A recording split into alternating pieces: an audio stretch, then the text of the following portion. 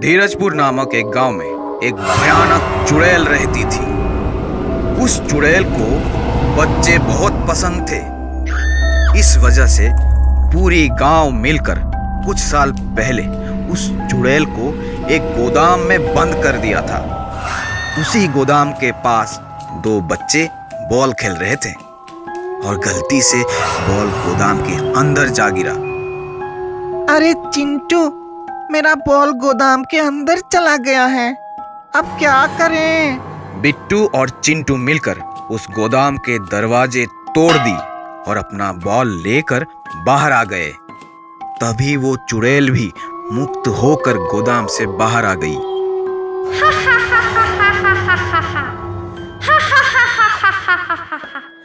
अब मैं इन गांव के लोगों को सबक सिखाऊंगी।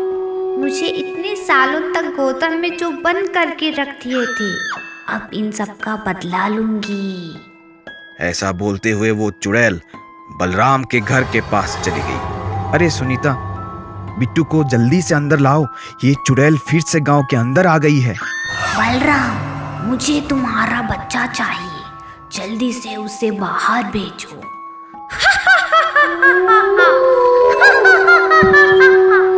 सुनीता, हमें किसी भी तरह से इस चुड़ैल को फिर से गोदाम के अंदर कैद करना है। मुझे एक उपाय मिला है, सुनो। सुनीता के साथ मिलकर बलराम ने एक योजना बनाया और घर के पीछे की दरवाजे की तरफ चलने लगा। रुको, मैं दरवाजा तोड़कर अंदर आ जाऊंगी और बिट्टू को उठाकर ले जाऊंगी।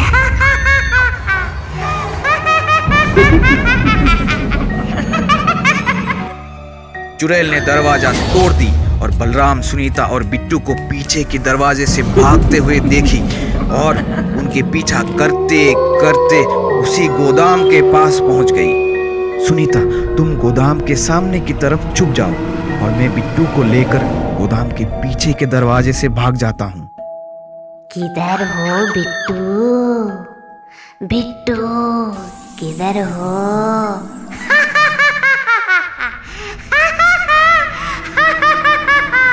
रुको बिट्टू, भागो मत। बलराम बिट्टू को लेकर गोदाम के पीछे के दरवाजे से बाहर निकल गया और दरवाजा बंद कर दिया। तभी सुनीता ने गोदाम के आगे की दरवाजा भी बंद करके वहां से चली गई। अरे बाप रे, तुम लोग मुझे फिर से बंदी कर दी। तुम लोगों को पाप लगेगा। हे राम, मैं तो मर गई। लालची चुड़ैल। सकलपुर गांव में एक भयानक चुड़ैल का साया था। वो रोज गांव में आती और किसी न किसी को उठाकर अपने साथ ले जाती। गांव के बाहर एक घना जंगल था जहां वो रहती थी। अपने शिकार को भी वो वहीं जाकर खाती थी। गांव वाले बहुत परेशान थे। वो किसी भी तरह उससे पीछा छुड़ाना चाहते थे, इसलिए उन्होंने एक सभा बुलाई। कल वो मेरी बकरी उठाकर ले गई और परसों वो मेरी दादी को उठाकर ले गई। हमें कुछ करना चाहिए, नहीं तो कोई नहीं बचेगा गांव में। ये चुड़ैल एक एक करके हम सबको खा जाएगी। हमें चुड़ैल का सामना करना होगा, कोई हल निकालना होगा। गांव वालों ने एक उपाय निकाला और सोचा कि आज रात वो चुड़ैल के सामने प्रस्ताव रखेंगे कि वो रोज रोज गांव में ना आया करे। हम हर रोज एक जानवर जंगल तक पहुंचा दिया करेंगे। अरे वाह, आज तो गांव वाले मेरे स्वागत में खड़े हैं। चुड़ैल जी, हम आपके सामने प्रस्ताव लेकर आए हैं। कृपया शांत हो जाइए और हमारी बात ध्यान से सुनिए। प्रस्ताव? कैसा प्रस्ताव? जल्दी बताओ, मुझे बहुत भूख लगी है। ऐसा ना हो यहाँ कोई जिंदा ना बचे और तुम सबको खा जाऊं। गांव वालों ने सारी बात चुड़ैल से कही। ठीक है, कल से मेरे पास तक रोज एक जीव जिंदा पहुंच जाना चाहिए।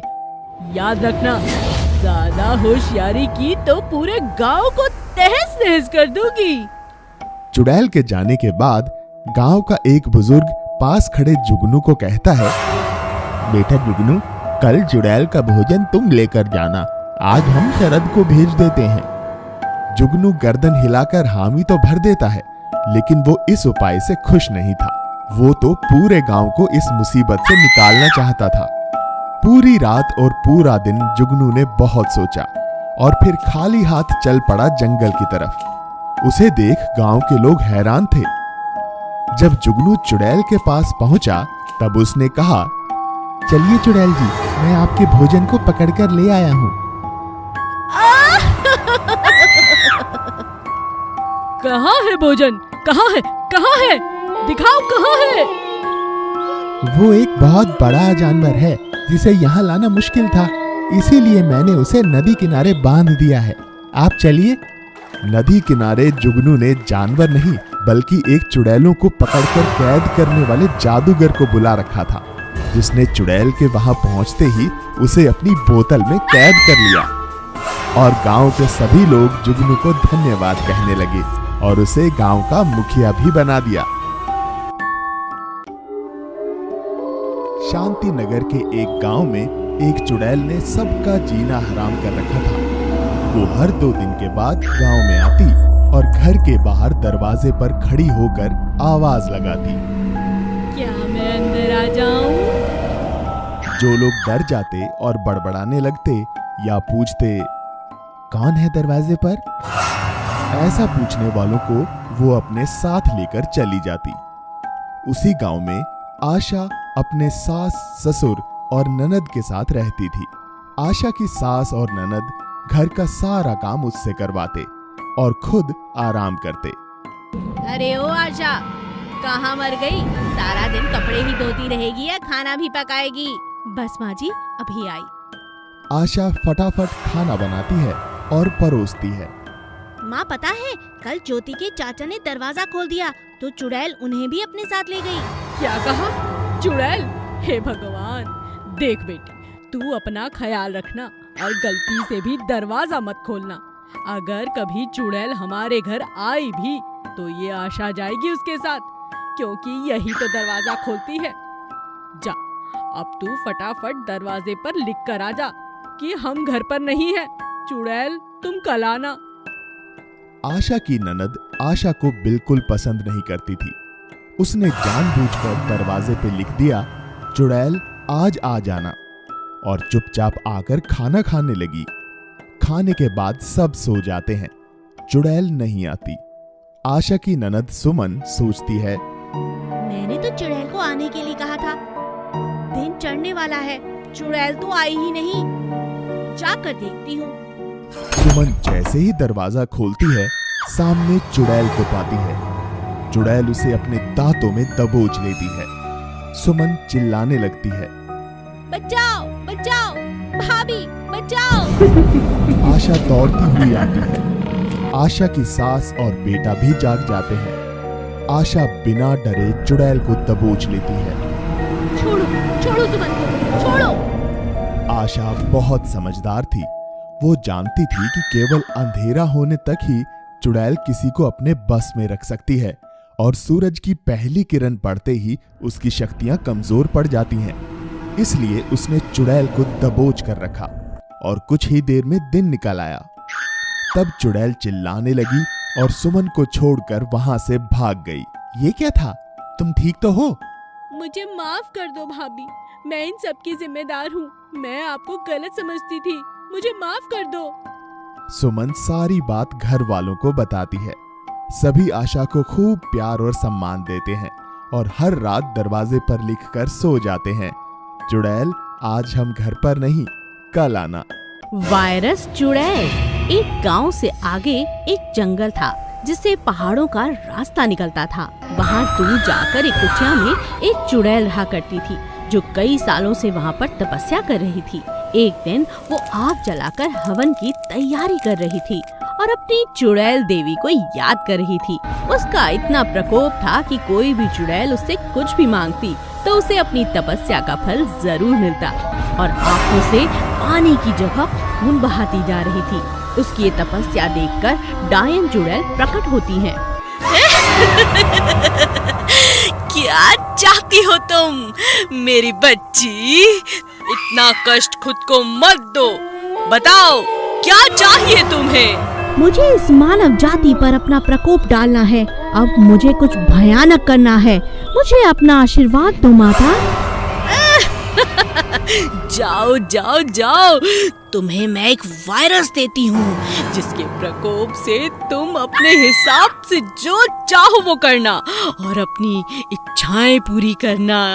इतना कहकर डायन वहाँ से चली गई। चुड़ैल खुशी खुशी जोर जोर से हंसने लगी, साथ ही वायरस को भी प्रकट कर लिया। मेरा प्रिय वायरस, जा इस पूरी दुनिया को तबाह कर दे। चुड़ैल उन जगहों पर जाती जहाँ मांस बेचने की दुकानें थीं। अब जिन लोगों ने भी वहाँ से मांस लिया था और खाया था, अब उनके अंदर एक भयानक वायरस प्रवेश कर चुका था।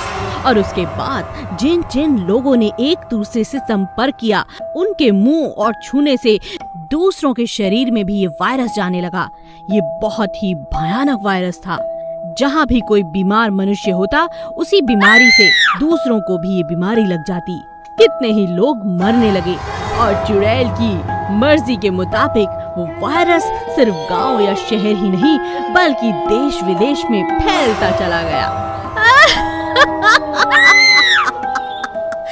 ये इंसान बहुत दुष्ट हैं।